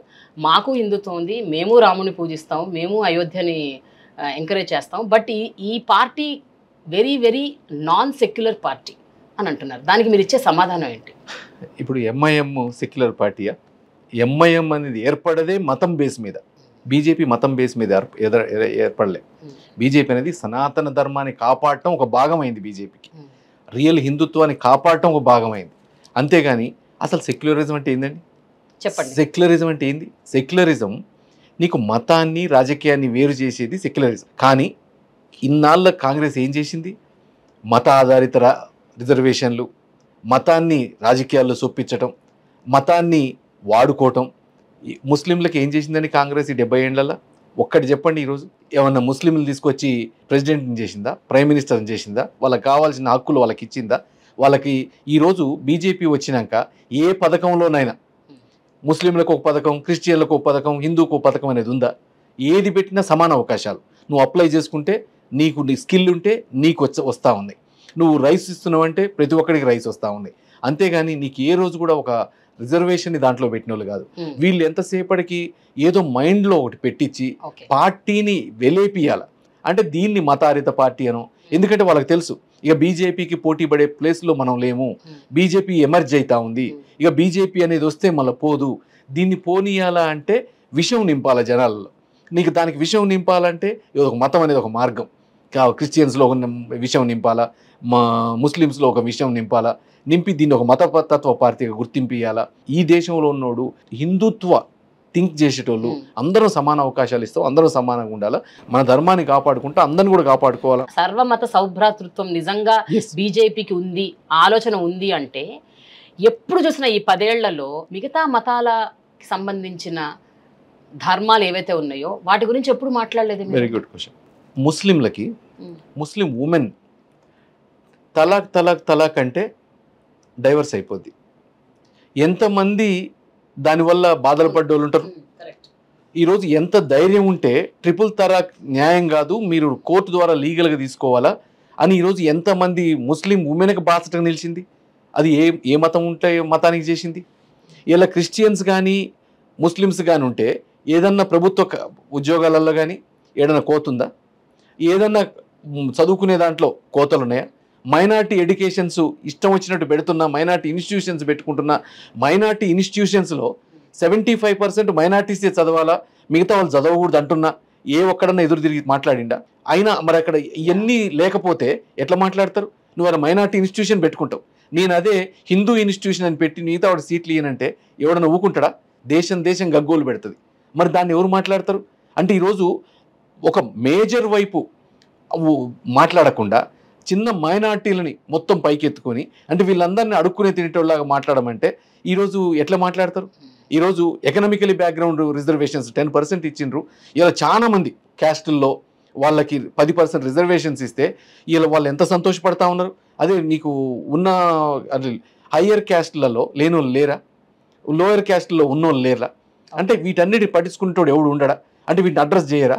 ఎప్పుడు మీకు కావాల్సిన రాజకీయాలు, పాలిటిక్స్ ఓట్లు తప్ప వేరే చేయరా? ఇక ఇంతకంటే గొప్పగా ఆలోచించే నాయకుడు ఎవరు ఇవ్వాలా? బీజేపీ అనేది అందరి కోసం పనిచేస్తుంది. ఇప్పటిదాకా వీళ్ళు చెప్పిన మాటలు, వీళ్ళు చెప్పిన చేష్టలు విని నిజంగానే బీజేపీ దూరం పెడతా ఉన్నాం. కానీ బీజేపీ అనేది దేశానికి మంచిది. ఈరోజు మనం చాలా టీవీలో చూస్తూ ఉన్నాం, వాళ్ళు ఒకటే చెప్తా ఉన్నారు, మాకు మోడీ గారు కావాలా. ఈరోజు కాశ్మీర్ చూడండి, కాశ్మీర్ 370 ఆర్టికల్ రద్దు చేస్తే ఏమనుకున్నాం దాన్ని? మొత్తం 3 కుటుంబాల కోసం పెట్టిన 370 ఆర్టికల్. ఆడేముంటుంది? విజిలెన్స్ ఉండదు, ఆడికి ఇచ్చిన ఫండ్స్ మీద లెక్కలు ఉండవు, వాళ్ళకి ఇచ్చిన రాజకీయాల మీద మీకు ఉండదు, వాళ్ళకంటూ ప్రత్యేక వ్యవస్థ, ఎవరు క్వశ్చన్ చేసేది లేదు. కానీ ఆ దేశంలో ఉగ్రవాదం ఉంది. ఇప్పటిదాకా ఎవరు పోయే పరిస్థితి లేదు. కానీ 370 ఆర్టికల్ తీసినాక ఎట్లుంది ఆ స్టేట్లు ఎటపడి వెళ్తున్నాయి? మొన్న మోడీ గారు పోతే పిక్చర్స్ చూస్తే కళ్ళమ్మ నీళ్ళు గారేటట్టున్నాయి. Muslim women they openly supporting Modi గారు. అంటే ఇదన్నీ ఎవరు చేసిన గొప్పతనం? ఈ రోజు రామాలయం సో సనాతన ధర్మం అంటే కేవలం హిందువులకు వర్తించదు కాదు, అందరికి అన్ని ధర్మాలకు వర్తించే అన్ని ధర్మాలను కాపాడుకోవటంతో పాటు మన ధర్మాన్ని కాపాడుకోవటం. అంతేగాని అన్ని ధర్మాలను కాపాడటానికి మన ధర్మాన్ని మొత్తం కిల్ చేసి ఆ ధర్మాలకు ఇచ్చేద్దాం, ఓట్లు వేయించుకుందాం అనే తత్వం లేదు మన దగ్గర. ఇంకొకటి, రాముడు ఉన్నాడు, శ్రీరాముడి గుడి ఉంది.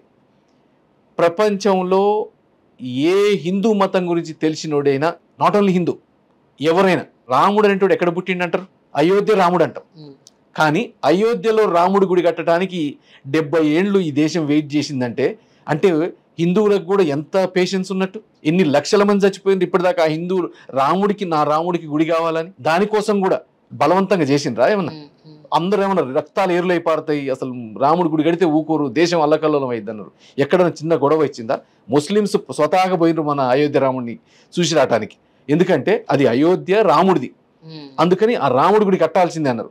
దాన్ని కట్టియటానికి అంత లీగల్ సిస్టమ్, మంచి కోర్టుల ద్వారా పోయినరు, కోర్టుల ద్వారా పోరాడినరు, 100 సంవత్సరాలు అది దాదాపు వెయిట్ చేసిండ్రు ఆ గుడి కోసం. 500 ఏళ్ళు రాముడు పుట్టిన దగ్గర ఇలా చిన్నది ఒక 5 కుంటలు నువ్వు ప్లేస్ పక్కకపోతే ఎన్ని కేసులు అయితే, ఎన్ని గొడవలు అయితే, ఇన్ని తలకాయలు పగులుతాయండి. అట్లాంటిది ఆయన పుట్టిన నెలలో ఆయనకు గుడి కట్టలేకపోయినామంటే ఇన్నాళ్ళు దాన్ని ఏ మతం అంటాం, ఏ కులం అంటాం. కానీ అది కట్టడానికి బీజేపీ ఏమన్నా అధికారాన్ని ప్రదర్శించిందా? ఎక్కడికక్కడ కోర్టుల ద్వారా పోయింది, సిస్టమ్ ద్వారా పోయింది. ప్రజలు ఇచ్చిన డబ్బుతో గుడి కట్టింది. ఈరోజు ఎవరు కూడా గవర్నమెంట్ ఇచ్చిన డబ్బులతో కట్టలే, వేల కోట్ల రూపాయలు ప్రజలు ఇచ్చుకుంటారు. ఈరోజు ఆ ప్రజలు ఆ గుడిని చూస్తూ ఉన్నారు.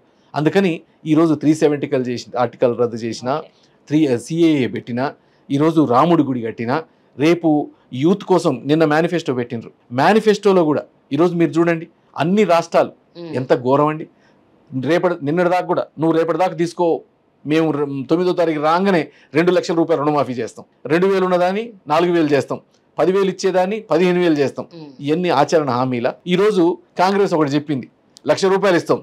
దేశంలో ఉన్న 140 కోట్లు అంటే 70 కోట్ల మహిళలకి నువ్వు 1,00,000 రూపాయలు ఇయ్యగలుగుతావా? అది ఇచ్చే హామీనా? అంటే జనాలు పిచ్చోళ్ళ? ఇక్కడ చేసిరు అదే అబద్ధాలు అబద్ధాలు అబద్ధాలు. 6 గ్యారంటీలు, 600 అబద్ధాలు చెప్పి ఇప్పుడు ఏమీ జరగలేదంటారు. ఏది జరిగింది? ఒక్కటే జరిగింది. ఒక్కటి కూడా కాదు, ఒక సగం కూడా లేదు, ఒక 1%. ఒక్కొక్క దాని కింద 10 గీతలు గీసిండ్రు. 10 గీతల్లో బస్సు ఫ్రీగా ఇచ్చిండ్రు. దాంట్లో ఉన్న ఎక్స్ప్రెస్ బస్సులు డీలక్స్లు చేసిండ్రు. బస్సులు కూడా స్కూల్ పిల్లలకు దొరికే పరిస్థితి లేకుండా చేస్తా ఉన్నారు. నీకు ఒక్క బస్సు ఇచ్చి ఒక హామీ నెరవేర్చినట్టు చేస్తారు. మరి దాంట్లో ఉన్న మహిళలకు 2,500 రూపాయలు ఎడిపోయినాయి. ఇప్పుడు మీరు పోటీ చేస్తున్న ఈ నల్గొండ నియోజకవర్గంలో ప్రజలందరికీ మీరు ఇప్పుడు ఏం చెప్పబోతున్నారు? ఒక పక్కన కాంగ్రెస్ ఏదైతే 6 గ్యారంటీలతో ముందుకొచ్చిందో, ప్రభుత్వం ఏర్పాటు చేసిందో, కాంగ్రెస్ పార్టీని ఎండగట్టబోతున్నారా? బీఆర్ఎస్ గవర్నమెంట్ ఏదైతే ఫామ్ చేసి మీరు అందులో ఉండి కీలక పాత్ర పోషించి అందులోంచి బయటకు వచ్చి ఇప్పుడు బీఆర్ఎస్ ప్రభుత్వం ఏం చేయలేదు, ఆ ఫెయిల్యూర్స్ ఏంటి అని చెప్పబోతున్నారా? బీజేపీ ఏం చేయబోతుందని చెప్పబోతున్నారా? What is your main agenda in this election? Said Reddy ఏం చేస్తాడని చెప్పబోతా. సైద్ రెడ్డి అంటే వాళ్ళు ఏం చేయలేదని చెప్పరు, సైద్ రెడ్డి ఏం చేయగలుగుతారని చెప్తా. వాళ్ళ ఫెయిల్యూర్స్ కూడా చెప్తా. ఎట్టి పరిస్థితుల్లో నేను హుజూర్నగర్లో పోటీ చేసినప్పుడు ఒక మేనిఫెస్టో రిలీజ్ చేసిన. మేనిఫెస్టోని ఒక భగవద్గీత లాగా తీసుకున్నా. మేనిఫెస్టోలో అన్ని సాధించారు మొత్తం. మీరు పాత మేనిఫెస్టో ఉంటది, మీరు అది చూసుకోవచ్చు. మేనిఫెస్టోలో చెప్పిన ప్రతి అంశాన్ని చేసుకుంటూ వచ్చిన. మా దగ్గర నాడు నేడని ప్రోగ్రామ్స్ చేసినాం. సైద్ రెడ్డి రాకముందేంది, సైద్ రెడ్డి వచ్చినాకేంది. మీరు డెవలప్మెంట్ అడగొచ్చు, సైద్ రెడ్డి ఏం చేసిందని అడగొచ్చు. 6 కాన్స్టిట్యున్సీస్ కూడా సైద్ రెడ్డి పనిచేస్తాడా పనిచేయడాని హుజూర్ నగర్లో ఏ లీడర్నైనా కనుక్కోవచ్చు, ఏ పార్టీ అయినా కనుక్కోవచ్చు. నేను రాజకీయాల్లోకి వచ్చింది ఒకటే, నా ఏరియా బాగుపడాలా, నా దేశం మంచిగా ఉండాలా, దేశంలో ఉన్న ప్రతి యువత ఈరోజు అమెరికాలో కెనడాలో ఏ రకంగా అయితే సుఖంగా ఉంటుండ్రో ఆ రకంగా పెరిగేటట్టు చేయాలా. వాళ్ళ కోసం ఎంతవరకు వీలైతే అంతవరకు. నేను అదే చెప్పిన, నా 7 కాన్స్టిట్యున్సీస్లో ఉన్న పిల్లలందరికీ దాదాపు ఒక 50,000 ఉద్యోగాలు క్రియేషన్ చేసేటట్టు పథకాలు ప్రవేశపెట్టుకుంటా. దానికి తగ్గట్టు ఏదైతే ఇండస్ట్రియల్ క్యారిడార్స్ ఉన్నాయో ఇండస్ట్రియల్ క్యారిడార్ నిర్మాణం కోసం ప్రయత్నం చేస్తా. ఒక డ్రై పోర్ట్, ఎందుకంటే తెలంగాణకు ఒక పోర్ట్ లేదు, దానికోసం ఒక డ్రై పోర్ట్ తీసుకురావడానికి ప్రయత్నం చేస్తా. ఒక కంటైనర్ పార్క్ తీసుకురావడానికి ట్రై చేస్తా. ఈరోజు ఏదైతే కేంద్ర ప్రభుత్వ ఆధారంలో ఉన్న పథకాలు ఉన్నాయో, ఏదైతే పెద్ద పెద్ద స్కీమ్స్ ఉన్నాయో, ఆ స్కీమ్స్ని ప్రతి యువతకి ఈరోజు నిన్న చూసినాం మనం మేనిఫెస్టోలో పెట్టిన అంశాలు. 3 కోట్ల ఇండ్లు కట్టిద్దామని చెప్పిండ్రు. మోడీ గారు చెప్పినట్టే చేసుకుంటూ వచ్చిండ్రు. చాలా మందికి లోన్స్ ఇస్తాం, ముద్రా లోన్స్ కూడా 10 లక్షల నుంచి లిమిట్ 20 లక్షలకు పెంచుకుంటూ వచ్చిండ్రు. విశ్వకర్మ లోన్స్ పెట్టుకుంటూ వచ్చిండ్రు. నీకు చాలా కిసాన్ సమ్మాన్ యోజన ఏదైతే 6,000 రూపాయలు ఇచ్చేదో దాన్ని కంటిన్యూ చేస్తామని చెప్పిండ్రు.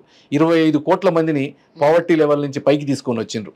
ఇలా వాటన్నిటి అవకాశాలు మా యువతకి, మా మహిళకి, రైతుకి మన ఎవరైతే అండర్ ఉన్నారో వాళ్ళందరికీ అవకాశాలు వచ్చేటట్టు పనిచేయగలుగుతా. ఇవి పక్కా గ్యారంటీగా మీరు చేయబోయేవి. 100% చేస్తా, 100% చేస్తాడు. ఎందుకంటే నా మీద నాకు నమ్మకం ఎక్కువ. నేను ఏదైనా అనుకుంటా అంటే దాని పని కానీ నల్గొండలో కొన్ని ఏళ్లుగా పాతుకుపోయిన 2 ప్రధానమైన అంశాలు, ఒకటి రైతులకి సరైన భృతి లేదు, చాలా నష్టాల పాలవుతున్నారని, కష్టాలు పడుతున్నారని విన్నాం. మూడోది ఫ్లోరైడ్. ఈ మూడిటి విషయాల్లో ఏం చేయబోతున్నారు? రైతులకి ఇప్పుడు రైతు సమ్మాన్ వచ్చిన పడుతూ ఉంది. దాంతోపాటు మద్దతు ధర ఏ ఏటికి ఆడి పెంచుతామంటా ఉన్నారు. ఇంతకుముందు 850 రూపాయల రైస్ మద్దతు ధర ఈరోజు దాదాపు 2000కి వచ్చింది. దాన్ని ఇంకా పెంచే ప్రయత్నాలు చేస్తూ ఉన్నాం. కాటన్కి మద్దతు ధర పెంచడానికి ప్రయత్నాలు చేస్తూ ఉన్నాం. అవన్నీ కూడా సెంట్రల్ గవర్నమెంట్లోనే అవుతాయి, అది చేపిస్తాం. ఇంకోటి మెయిన్ ప్రధాన సమస్య, మిగతా ఎవరికి తెలియదు ఇది, ఎందుకంటే ఊర్లలో తిరుగుతుంది కాబట్టి నాకు తెలుసు, యాంత్రీకరణ అయింది. ఈరోజు వ్యవసాయం అనేది యాంత్రీకరణ అయింది. వ్యవసాయ యాంత్రీకరణతోటి దాదాపు కూలికి పోయే ప్రతి ఒక్కళ్ళు అవకాశాలు లేకుండా అయిపోయినారు. మా దగ్గర మొత్తం కూడా ప్యాడీ ఫీల్డ్స్ అయిపోయినాయి, రైస్ పండించే అయిపోయినాయి. ఈరోజు నాటు పెట్టడం కాడి నుంచి, కలుపు తీయటం కాడి నుంచి, కోత కోయటం కాడి నుంచి, మందు కొట్టడం దగ్గర దాకా మొత్తం మెకనైజేషన్ అయిపోయింది. అంతకుముందు నాటు పెట్టడానికి చేసే కూలీలు కానీ, కలుపు తీసే కూలీలు కానీ, కోత కోసే కూలీలు కానీ, గడ్డి కట్టే కూలీలు కానీ ఈరోజు పని లేకుండా అయిపోయినారు, ఇండ్లలో కూర్చుంటా ఉన్నారు. దానికోసం రైతు కూలీల సంక్షేమం కోసం ఇప్పుడు ఏదైతే మనం కొత్తగా ఉమెన్ ఎంటర్‌ప్రెన్యూర్స్ని తయారు చేయాలనో, దేశంలో ఉమెన్ ఎంటర్‌ప్రెన్యూర్స్ని, ఉమెన్ని వాళ్ళ మీద వాళ్ళు నిలబెట్టేట్టు చేయాలనో, దానికోసం ప్రత్యేక పథకాలు చేస్తాం. ఎందుకంటే ప్రతి గ్రామంలో రైతు కూలీలను బాగు చేయగలిగితేనే మనం ఈరోజు చేయగలుగుతాం. లేకపోతే మనల్ని ఎవరు క్షమించరు ముందు. నేను ఒక చిన్న ఎగ్జాంపుల్ చెప్తా. నిన్న నేను హుజూర్ నగర్కి పోయినా. ఒక పిల్లగాడు చిన్న 9 years old బాబు యాక్సిడెంట్ అయింది, చనిపోయిండు. ఫాదర్ ఉన్నాడు బండి మీద, తను ఉన్నాడు, హాస్పిటల్లో ఉన్నారు. నాకు తెలిసిన పిల్లలు, నేను ఎమ్మటే హాస్పిటల్కి పోయినా చూద్దామని. అడిగి పోయినప్పుడు తండ్రి బెడ్ మీద ఉన్నాడు, బాబు మార్చిలో ఉన్నాడు. నేను మార్చిలో బాబుని చూసాను, చూడలేకపోయినా. బయటకు వచ్చినప్పుడు పిల్లలకు అసలు ఏమన్నా ఉన్నదా డబ్బులు, ఏమన్నా అంటే దానానికన్నా తీసుకపోలేస్తారా, ఎట్లుందంటే ఒక బాబు చదువుకున్నాడు అన్నాడు. వాడు అన్నాడు నాతోటి, మేము మాదిగోళ్ళం సార్, డబ్బులు ఏడు ఉంటాయి అన్నాడు. అంటే ఇంకా స్వాతంత్రం వచ్చి 75 సంవత్సరాల్లో నీ కులాన్ని పెట్టుకుని నా కులంలో ఏం లేదు సార్ ఎట్లా చేస్తామని అంటే, ఇక మనం ఎందుకు రాజకీయాల్లో ఉండి వాళ్ళకి మనం చేయలేకపోతే ఎందుకు? అందుకని ఖచ్చితంగా రైతు కూలీల కోసం చేస్తాం, వాళ్ళ నిర్మాణం కోసం చేస్తాం. ఈరోజు ప్రతి ఒక్కళ్ళు ఏదైతే అంబేద్కర్ గారు అనుకున్నారో సామాజిక న్యాయం, సమాన అవకాశాలు, ఆ కల్పనలో ఈరోజు మోడీ గారు ముందున్నారు, వాళ్ళని ఫాలో అవుతాం. ఖచ్చితంగా ఇవన్నీ అయ్యేటట్టు చేస్తాం.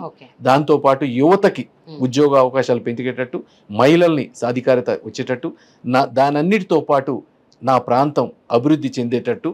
ఇంతకుముందు ఎవరు పని చేయలేదు, ఎందుకంటే ఇంతకుముందు వాళ్ళకు ఉన్నాయి. లాస్ట్ టైం ఉత్తమ్ కుమార్ రెడ్డి గారు ఎంపీకి గెలిచిండు. 7 కాన్స్టిట్యున్సీలు 5 కాన్స్టిట్యున్సీలు అడుగు కూడా పెట్టలే. ఈ 5 ఏళ్లలో ఒక్క ప్రాజెక్ట్ తెచ్చిండేమో చూపించమనండి, ఒక్కటి. అందుకని కాంగ్రెస్కి ఓటేసినా ఇదే పరిస్థితి ఉంటుంది మళ్ళీ కూడా.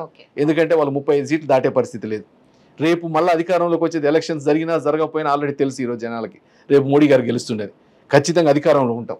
అధికార పార్టీకి ఓటేస్తే, అధికార పార్టీ అధికారంలోకి వస్తే, నేను ఏదైతే హుజూర్ నగర్లో డెవలప్మెంట్ చేసినో దాని మోడల్ని ఎంటైర్ పార్లమెంట్ కాన్స్టిట్యున్సీకి అప్లై చేయగలుగుతాం. ఖచ్చితంగా రాజకీయాన్ని మారవగలుగుతాం, మన అభివృద్ధిని చేయగలుగుతాం. అసలు నువ్వు రాజకీయాల్లో ఉన్నా, ప్రభుత్వం ఉన్నా, ఏది ఉన్నా, ఒక మంచి నీరు కావాలా, మంచి గాలి కావాలా, మంచి వైద్యం కావాలా, మంచి చదువు కావాలా. ఈ 4 లేకపోతే నువ్వు ఏది చేసినా వేస్ట్. వీటి 4, దాంతోపాటు ట్రాన్స్పోర్టేషన్, ఈ 5 మనం కల్పించలేకపోతే ఫెయిల్ అయినట్టే. ఆ 5 కల్పించడానికి నేను హుజూర్ నగర్లో 100 ప్రయత్నాలు చేసిన. దాంట్లో ఇప్పుడు ఇంకా మిగతా నియోజకవర్గాలకు చేస్తాం, ఖచ్చితంగా నల్గొండకు చేస్తాం. కానీ మీకు ఇప్పుడు సపోర్ట్ అన్నది చాలా అవసరం. ఎందుకంటే ఇప్పుడు నల్గొండ నియోజకవర్గంలో పరిధిలో ఉన్న 7 అసెంబ్లీ నియోజకవర్గాల్లో 6 నియోజకవర్గాల్లో కాంగ్రెస్ గెలిచింది, 1 మాత్రమే బీఆర్ఎస్ గెలిచింది. మరి ఈ పరిస్థితుల్లో ఒక పక్కన అసలు ఈ పార్టీయే లేదు అక్కడ, అండ్ ఇప్పుడు 6 కాంగ్రెసే ఉంది. వీళ్ళందరూ అంటే ఇంత స్ట్రాంగ్గా ఉన్న అభ్యర్థిత్వం ఎట్లా, ఏ రకంగా బీజేపీకి టర్న్ అయ్యే అవకాశం ఉందని మీరు అనుకుంటున్నారు? అన్నిట్లలో 3 కుటుంబాలు ఉన్నాయి. 7 కాన్స్టిట్యున్సీలు 3 కుటుంబాలు. ఉత్తమ్ కుమార్ రెడ్డి భార్య, జానారెడ్డి కొడుకు, జానారెడ్డి గారు ఇంకొక కొడుకు, కోమటిరెడ్డి వెంకటరెడ్డి గారు వాళ్ళ తమ్ముడు రాజగోపాల్ రెడ్డి గారు. అంటే ఈ వారసత్వమే. అంటే గెలిపించిండ్రు, కానీ ఇప్పుడు అర్థం చేసుకుంటారు. దాంతోపాటు ఇప్పుడు నేను చెప్పిన అంశాలు ఉన్నాయి. ఖచ్చితంగా భారతీయ జనతా పార్టీ అయితేనే ఈ అన్నిటికీ సొల్యూషన్ ఇవ్వగలుగుతానే నమ్మకం ప్రజల్లోకి వచ్చింది. మొన్న జరిగిన ఎలక్షన్ ఇప్పుడు ప్రతి ఎలక్షన్కి తెలుసు, సర్పంచ్ ఎవరిని గెలిపియాలో ప్రజలకు తెలుసు, మున్సిపాలిటీ ఎవరిని గెలిపియాలో ప్రజలకు తెలుసు, రాష్ట్ర ప్రభుత్వ ఎన్నికలు వస్తే ఎవరికి వెళ్ళాలో తెలుసు. ఈరోజు దేశ ఎన్నికలు, మోడీ ఎన్నికలు, అందుకని జనాలకు ఖచ్చితంగా తెలుసు రేపు ఎవరికి ఓటేయాలని. దానికోసం మనకు బలము ఉండాల్సిన అవసరం లేదు. రేపు వచ్చిన తుఫానే ఒక బలగంగా మారబోతా ఉంది. కుటుంబ రాజకీయాల నుంచి, ఒక మారుమూల పల్లెటూరు నుంచి ఈ స్థాయికి వచ్చిన మీకు ప్రతినిధిగా ఖచ్చితంగా మీకు పనిచేయడానికి సిద్ధంగా ఉన్నాం. దానికోసం మీరు రేపు గెలిపించి చూడండి, అభివృద్ధిని నా మీద వదిలిపెట్టండి. సైదిరెడ్డి గారు మీరు చాలా ఆత్మవిశ్వాసంతో ఉన్నారు, విపరీతమైన కాన్ఫిడెన్స్ కనిపిస్తుంది మీలో అయితే.